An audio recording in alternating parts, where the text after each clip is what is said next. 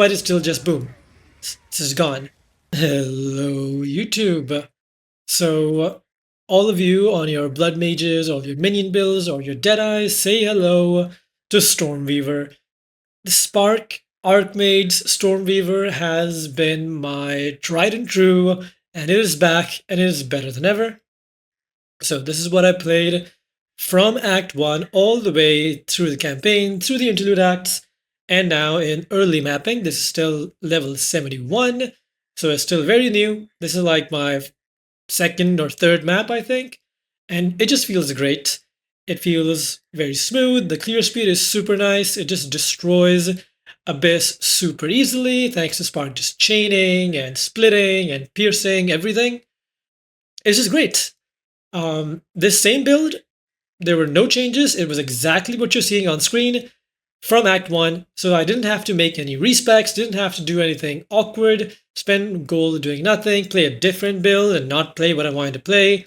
Nothing of the sort, no ED contagion, no dumb stuff. So that being said, this did go through a few changes and it will go through even more changes. This is still a early setup, so this is not going to be a full build guide. This will just be an update and to showcase how it's doing in the early game. And then the next few videos on this will be progression. So this is the early game, then there will be a mid-game version, and then there will be an end-game version. And just to quickly showcase a little bit of early game damage, you can clearly see this is the Act 1 boss. Just straight up dies pretty quick. This is the Act 3 boss, not as quick, but I was still on a pretty scuffed setup. It's pretty quick still, pretty easy. This is the Act 4 boss, again, super smooth. And here in the background, you'll see me fighting the same map boss. So this is still a Wavestone Tier 2 boss, and I forgot to curse it, I forgot to apply exposure properly, but it's still just boom. This is gone. So very satisfying clear speed, very satisfying single target. So there you go. Alright, so here we are, we're in game, and before I talk about the passive tree or the gear, I want to talk about the playstyle and what skills am I actually pressing. Am I actually using all 8 of these different skills? Am I living Jonathan's vision of a million button build, or am I doing something else? So let's talk about that. So let's go over the skills. We have Spark as our main clear. So that's this ability right here. You click it and it just fires off a bunch of, well, sparks. They go all over the ground. They bounce off of walls. They chain off of enemies. They split off of enemies. And they pierce through enemies. And then they just keep going until their duration expires. And the base duration is 2 seconds. And we do try to scale this up a bit. Right now, my duration is 3.42 seconds, and we'll go over how I do that. But the gem links for this are just generic damage, 12% more elemental damage if you use skill recently, level of lightning skill gems, more damage here. We're not scaling crit at the moment, that's for the end game. So this is a good support. So why prod speed and sure pierce? I'm sure many of you might understand why we're choosing pierce, but why prod speed? Well, that is because if you look at this point, right, if you look at this point in the carpet, if I click that and spark flies off in front of me, you can see some of those sparks actually come back to that same point. Now, if I keep casting, a lot of those sparks actually come back to that same point. So why do we care? That is because Spark can actually hit the same target multiple times as long as it doesn't do it multiple times every less than 0.66 seconds. So here, if we fire off a spark and a spark comes back within 0.6 seconds, which is not going to happen, it won't hit. Otherwise, all of these sparks that come back will keep on hitting the same target. So if there's a bunch of monsters in front of me, then all of those sparks will keep on coming back by bouncing off of stuff, and they'll keep hitting it. That is also why this skill is way nicer in maps that are a little enclosed instead of very open space maps, because Spark can easily just bounce off a nearby wall and come back. So that's why prod speed, it just makes it so all those sparks just travel to walls and come back faster. So if I take off that prod speed, and you can see now, you can notice a significant difference to how fast those sparks travel and how fast those sparks actually come back. So that's Spark. So now what are we using as a support for Spark? The Spark inherently doesn't have very high hit damage, so that's why we have to buff that up a bit. It is a projectile, so Flame Wall actually comes in super handy because it just gives you a bunch of flat damage, 21 to 32 added fire damage. That is not a small number when it comes with all of the other scaling. So Flame Wall actually gives Spark a huge buff, especially lightning infused Flame Wall, because that just goes nuclear, because that not only gives you flat fire, it also gives flat lightning. So it's super, super nice since we're also scaling a bunch of lightning damage on the tree. So this portion actually scales with that. Usually Flame Wall did not scale with that in the past because it didn't have this infusion tag, and it's very easy to pick up lightning infusions, and we'll go over infusions and how to do those later on. Then we have Frost Bomb. This is just the exposure bot. This also gives you cold infusions. So this is only for the boss, really. You pick up those cold infusions, and now Spark just fires off in a circle, and these Spark projectiles do way more damage. They crit more, and it's just more projectiles in general. So the base Spark fires off 10. That one fires off 17. So pretty good. Besides that, it also applies exposure, so that's nice. Then we have Mana Tempest. This is one of the more important ones because this is actually what we use constantly. That's what you saw me using for most monster packs.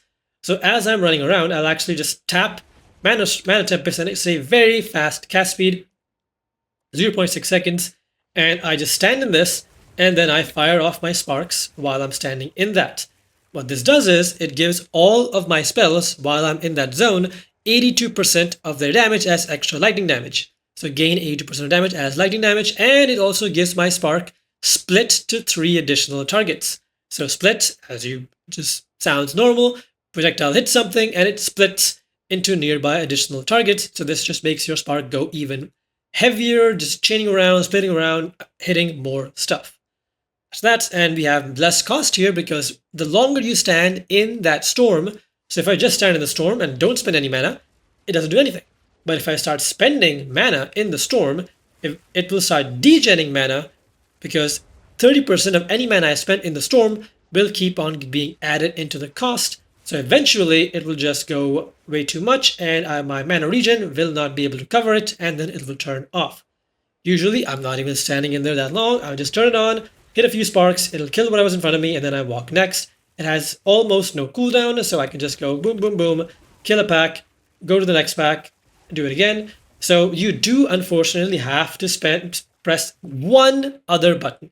So it's either going to be Mana Tempest, which is the easiest to press, it's the fastest to press, or it can be Orb of Storms, and I'll go over Orb of Storms in a bit, my bad, I skipped it, or it has to be Flame Wall. You have to spend 1 second clicking one of these other buttons before you can start sparking, because Spark on its own in this early version right now doesn't have enough damage. It can kill stuff, but it just won't kill it fast enough, and you want to kill stuff fast before it even hits you.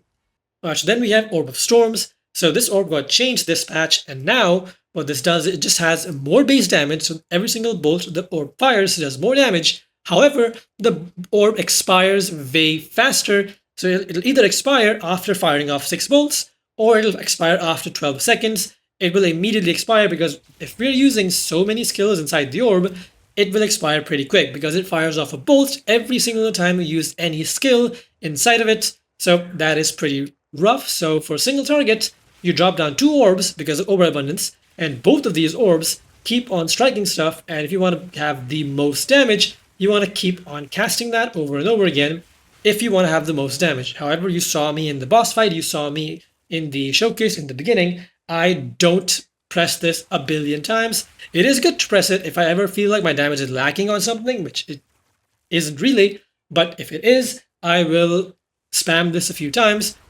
during the boss fight if I need to, or during a very, very dense abyss. So, as Orb of Storms, besides that, it just has generic damage stuff, like 12% more elemental damage if you've used different skills recently, Control Destruction, Lightning Mastery, whatever. One quick note about Rising Tempest. This says, supported skills deal 12% more elemental damage for each skill used recently of a different elemental type. That different elemental type can also still work with lightning. So if I go over to Spark here with the same support gem, this has 4,824 DPS. If I use Orb of Storms, it counts as a different element, so it gives me damage. Same thing with Orb of Storms. If I use Spark, oops, hang on. If my Lightning Archon turned on, that's for a different part. That's when we talk about the passive tree. So can you turn it off, please? Thank you. Okay, so now one click and you see the damage number of this go up thanks to Rising Tempest. And then if I do that, and then if I do this, and then if I do this, you can see that the damage numbers ramp up pretty quick. Oh, that's Mana Tempest. That's not real damage. But you get the point, right? So it does apply to Lightning skill as well. It's just different skills. It can be of the same element. It has to be a different skill. I don't know if this is a bug or not. This has been in the game since 0.1, I think. So it's whatever. Then we have Archmage. So this is where we get a huge amount of our damage. Right now, it's not even that high because I don't have that much mana. I'm still in the early game. I'll go over my gear in a bit. But even with just 1,500 mana, my Archmage, if I turn this off right now, it basically halves my damage. It has given me roughly 100% more damage just from this one aura. So look, my Spark, 3,100. Turn on Archmage, it goes up to 4,800. So actually gave me around 60% more damage, I think, which is huge. How does this work? It just gives you 4% of damage as extra lightning damage for each 100 maximum mana that you have. Along with that, it's just non-channeling spells cost an additional 6.6% of your maximum mana. So my Spark right now costs 215 mana. With Archmage on, with it off, it's 96 mana. So big difference here. However, mana costs aren't that bad because you can see I do degen it a little bit because still this is the early game setup. Once you have a little bit more mana regen, that doesn't really matter much, especially when you get your third Ascendancy. I'm only double Ascended right at the moment, so when I get my third one, my mana issues will just be gone. Then we have our excess stuff. Now this is the single target stuff down here at the bottom. So first we have our Curse Elemental Weakness now. My cats are chasing after a fly. They're jumping all over the room. If you hear something break, it's fine. So Elemental Weakness, they changed curses. Now curses are all just the same elements. So this is minus 60 elemental resistances. This does apply a little weaker to uniques if you don't know. So these curses actually apply 50% less effect on unique monsters. So this is actually 30 negative res to bosses with a bit more because of increased magnitude. But yeah, along with a lot more curse effect from the tree. Then we have this, which just makes it erupt faster. And then we have this, Cursed Ground. I actually really liked Cursed Ground because for Abyss, if you notice, there's some Abyss monsters that are absolutely monstrous. And you need to kill those fast. If those stay alive for any bit longer than like a second, they will slaughter you. So how do I remedy that? Well, those big Abyss monsters usually come out of the big pit in the middle. And you just put this down. And see, now this entire zone here is cursed. Any monster that comes out and stands in this zone gets the Elemental Weakness curse. And I love how this Cursed Ground looks. It's absolutely gorgeous. So you can have a limit of 2 of these, 2 Cursed Grounds. So you can actually go boom, boom, and then just have these 2 Cursed Grounds on the ground while you're fighting your Abyss monsters. It has a very long duration as well. So you can just chill here and just kill stuff. I did not use it in the showcase because I don't really need to at the moment, but if I ever feel like there's a monster in front of me, or if I'm in an abyssal depth, I just use this because it's super convenient. So next is Lightning Conduit and Arc. So why are these 2 here? What are they good for? Why do we have an Arc support if you're using Spark as our main clear? Well, in this patch, they actually made Arc absolutely insane. So before, Arc was just kind of meh. Now, what Arc does, the only thing that matters for us at least, is the fact that they gave this gem for some reason 50% more magnitude of shock inflicted.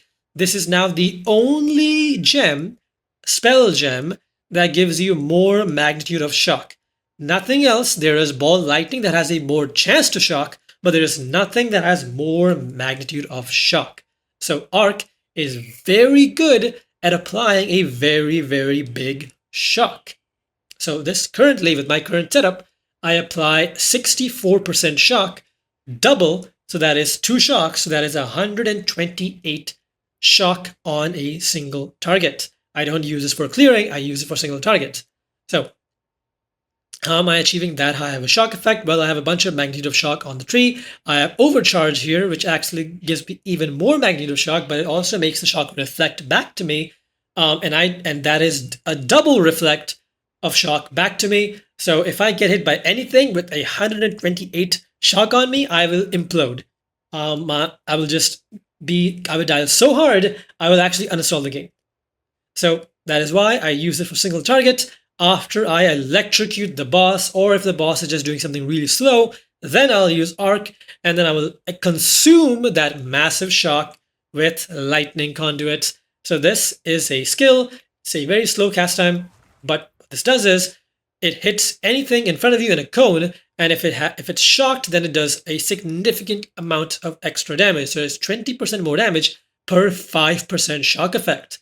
So if I have a 128 shock, that is roughly 120% more damage, something like that. Math.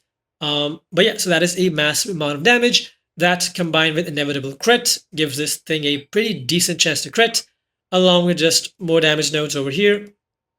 Really, really good. That is what you saw me use in the end. I electrocuted the boss, I casted this, and they just imploded. I'm pretty sure I can one-shot the boss from full HP. I'm not sure yet. I would have to test that on more map bosses.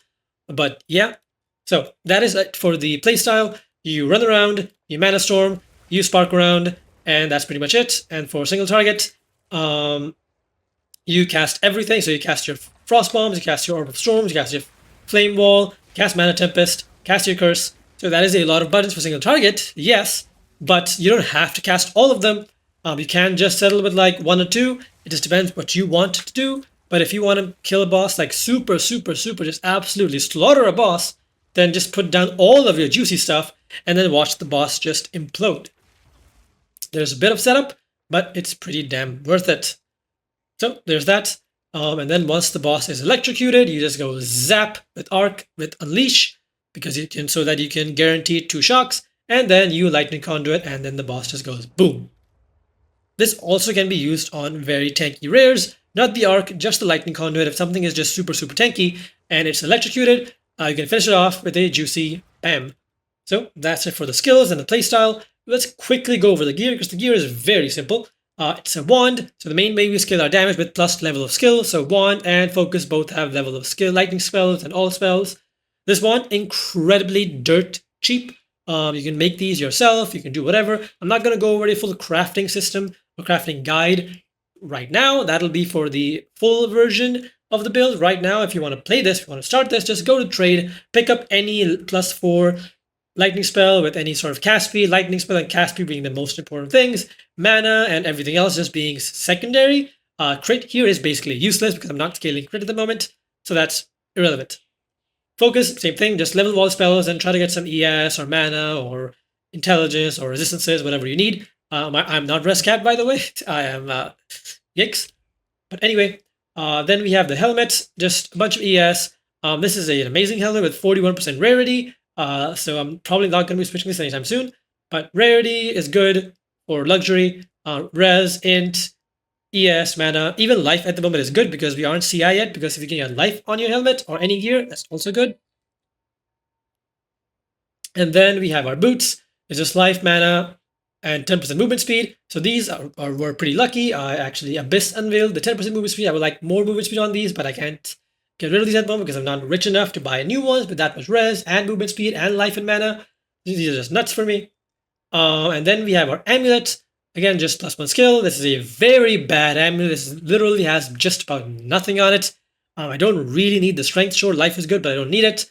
I don't need the accuracy. I don't need the all attributes. I mean, ES is good and the mana is very low tier, but this is definitely the first upgrade that I'm going to be making.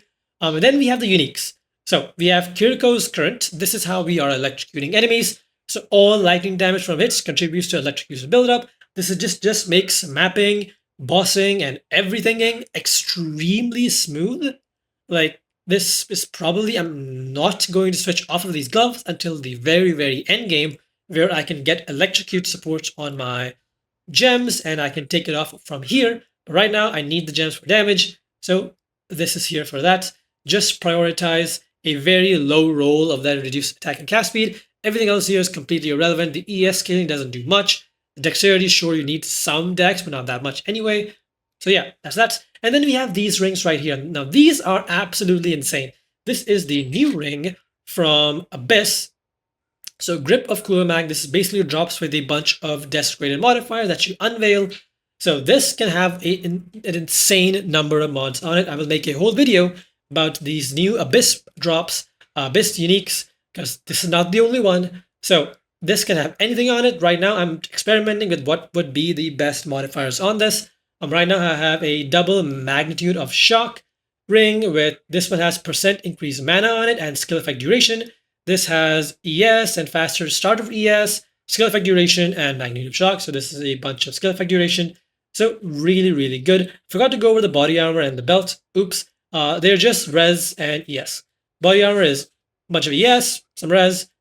Belt is diarrhea. Need to upgrade this. But yeah, res, mana, needs to have life on this. But yeah. So flasks are just, flasks, life recovery, mana recovery. Charm, you need a freeze immunity one and you need a stun immunity one because this is Path of Exile 2. Freeze and stun absolutely suck. Now we'll go over the passive tree really quick. It's a very simple tree. I can't zoom this out any further than this, so you would have to take your screenshots or whatever right here. I will have a POB link, but the POB link is going to be pretty Path of Exile 2 POB. It's not the best. It can't really be configured very well. So this is the tree. We just go through here, get a bunch of spell damage, elemental damage, cast speed, mana regen, very straightforward tree. ES, int, mana regen, all good stuff. This is a very good node. Mana cost efficiency is huge. That basically just cuts down your mana costs, all of them. So this is very, very nice. This actually gives a huge amount of quality of life while we're spending our mana. So we get actually 36% mana cost efficiency. You don't really want to have too much of this because it does have diminishing returns. So at 50% reservation efficiency, your abilities have 67% of their base cost. At 100% reservation efficiency, your abilities have 50%. So you can see that big drop in returns. So around 36 to 50 is where you want to be. So just these three nodes are good enough. You don't need any more than this. See, that's what I'm getting from this. If I'm mistaken here, I'll slap myself afterwards. Don't worry. Besides that, it's just this entire wheel is very important. This is what gives us chain for spark, gives us a bunch of attack and cast speed. So just basically the cast speed. This is what gives us a good chance to shock because we do need a decent amount of chance to shock because we do want to actually hit our arc and actually shock with the arc as well as our sparks. So that's for that. And then we go up here. This whole thing is also very important. This gives us a bunch of magnitude to shock and chance to shock and more lightning damage and lightning damage for intelligence. Right now I don't have that much int, but when I do get more int, this will be even better. And then this is just some lightning pen. So lightning pen is not that important for bosses because once you apply exposure and your curse, the boss will be at basically non-existent res anyway. Because you can't really penetrate res below 0. So if your curses are bringing the boss or bringing whatever to 0% elemental resistances, then it's fine. If it's bringing it down to the negative res, it's even better. But penetration just doesn't do anything if you're using curses.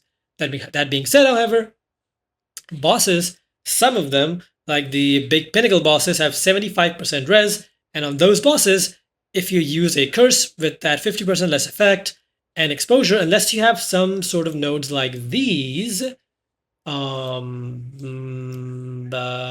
where is it? Like this node here, exposure you inflict lowers resistance by an additional 5%. So stuff like this combined with exposure effect is pretty good. This will help you bring a big boss down to negative res. But then again, penetration right now is just for clearing, for mapping, because I don't use my curse during mapping. I don't use my exposure during mapping. So having some penetration for those map monsters is really nice and really convenient.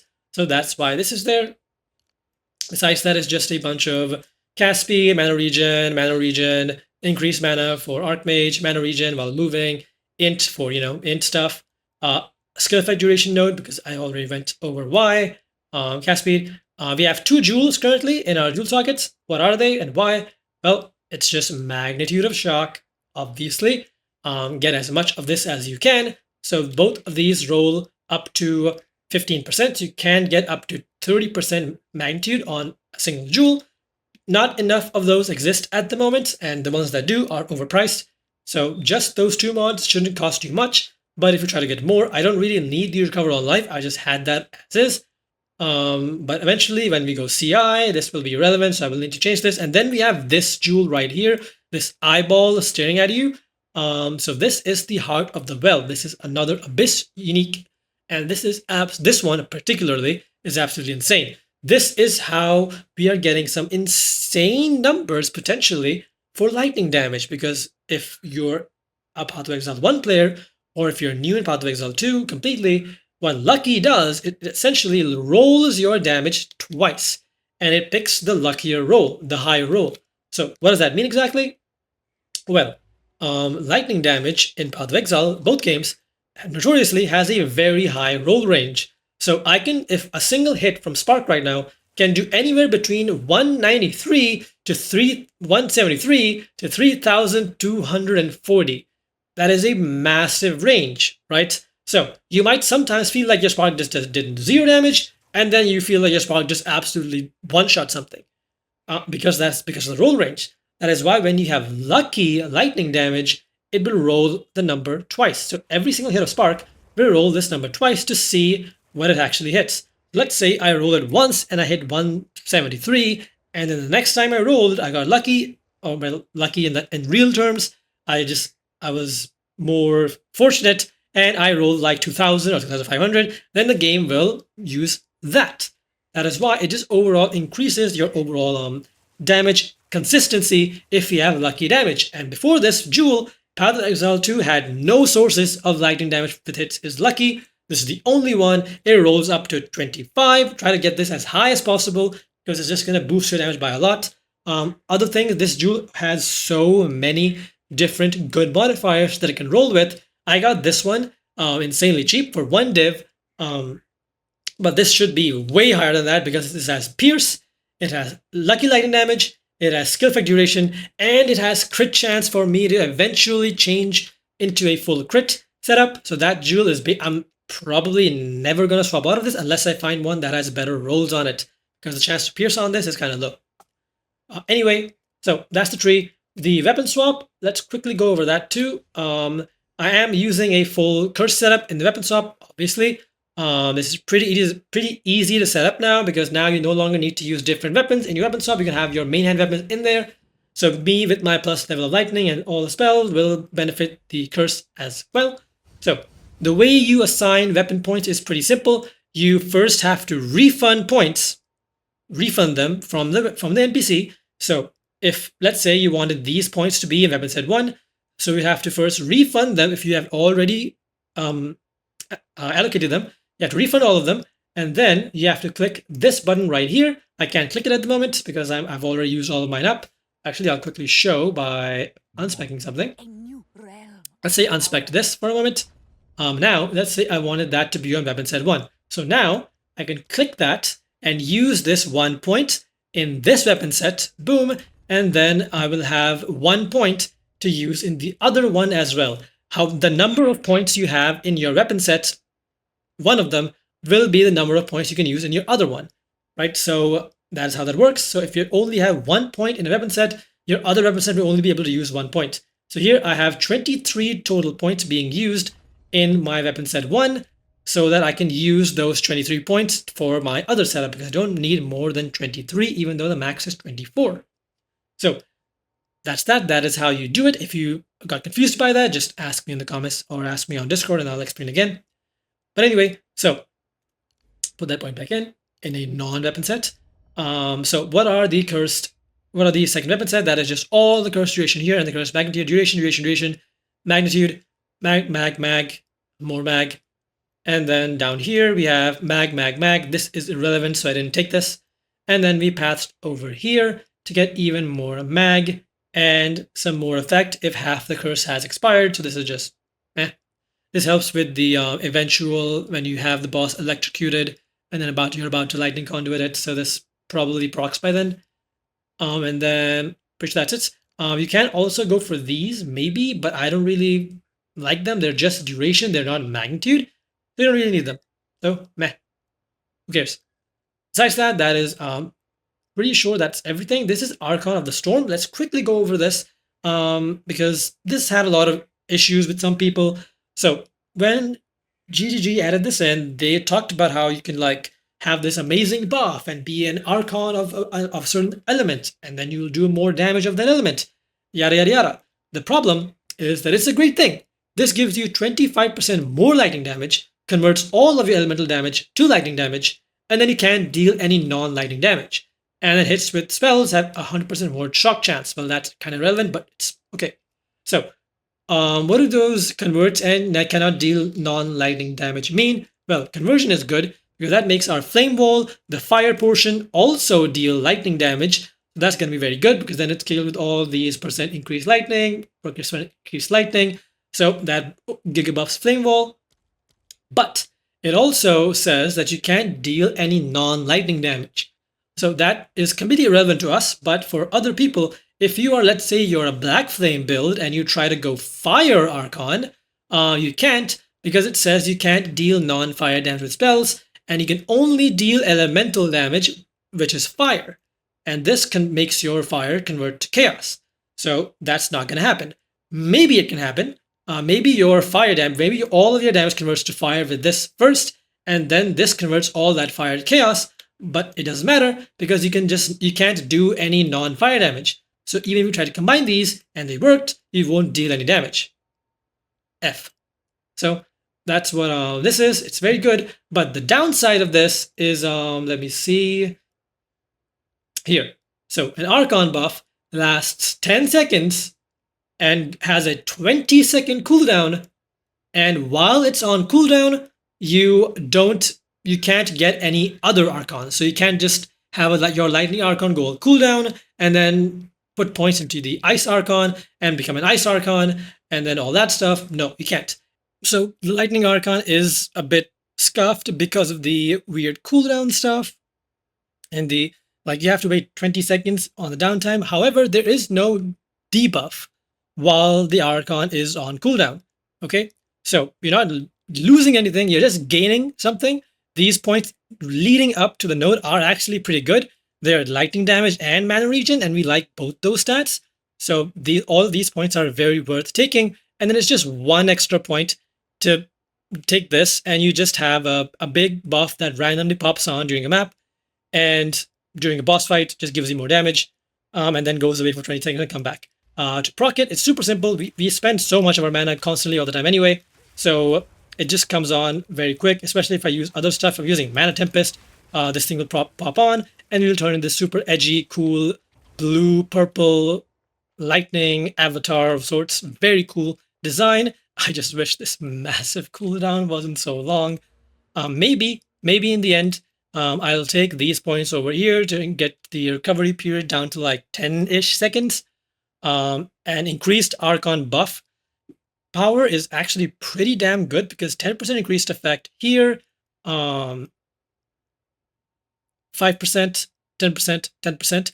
That is 30% increased Archon buff effect. And you can also take this, which will give you movement speed and all res while your Archon is on. I wish there was all max res, to be honest.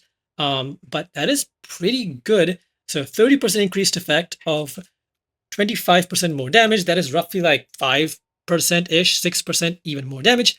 So from 25%, you go to like 31% more damage, and getting more damage from your passive tree is pretty damn strong. But I wouldn't recommend like taking the other node. That's way too much investment. This is just one extra point for pretty damn good stuff. Okay, so the Ascendancy real quick. I'm only double ascended. So the first Ascendancy was Arcane Surge, just too good to pass up. Gives you a lot of mana regen and cast speed, so makes your mapping and early campaigning very smooth. And then this is Shock twice, just so much damage. Don't take this until you have Lightning Conduit at level 14, level 13, I think, or maybe sooner. I don't remember. I think level 13. So don't take this until you have that. Before you get that, just take Force of Will on top of that, because this will make you much tankier during the campaign, and it'll give you just a bunch of extra mana regen while your mana gets lower, so you'll basically never run out of mana. That will be the third Ascendancy that I'm about to take. So if I take this, this will just make me insane. So that is it. That is all. Again, this was not a full build guide. This was just a initial showing of the build as it looks in early maps. I will soon, in like a day maybe, or 2 days, because I can't really play that much, unfortunately, but 2 days or a day, I'll have the mid-game version, which will be CI hopefully, but not full crit. And then the endgame version, it'll be full crit, CI, just absolute giga monster, killing every single monster with a single click of spark. So let's see if that happens. I don't want to fully commit. I don't want to tell you guys that, hey, that is definitely going to happen. I don't know if this build will scale properly because other people quit the build. Crouching Tuna, Young Roan, they're both playing like Spark or Sork something, and they just re-rolled the build. I don't really know why. Maybe they saw that the build wasn't scaling properly. For now, am seeing the scaling being really nice. And once I get up to like 3,000 mana and some more cast speed, more regen, more levels because I'm only level 71, this should feel even better. So that is it, and that is all. The POB will be in the description with a notes section for the leveling. It's very simple leveling. You literally just use the exact same skill as Spark, Flame Wall, Frostbomb, and Orb of Storms. Then you add Mana Tempest, and then eventually you add all these four. But that is it, and that is all. I hope this was helpful, and bye-bye.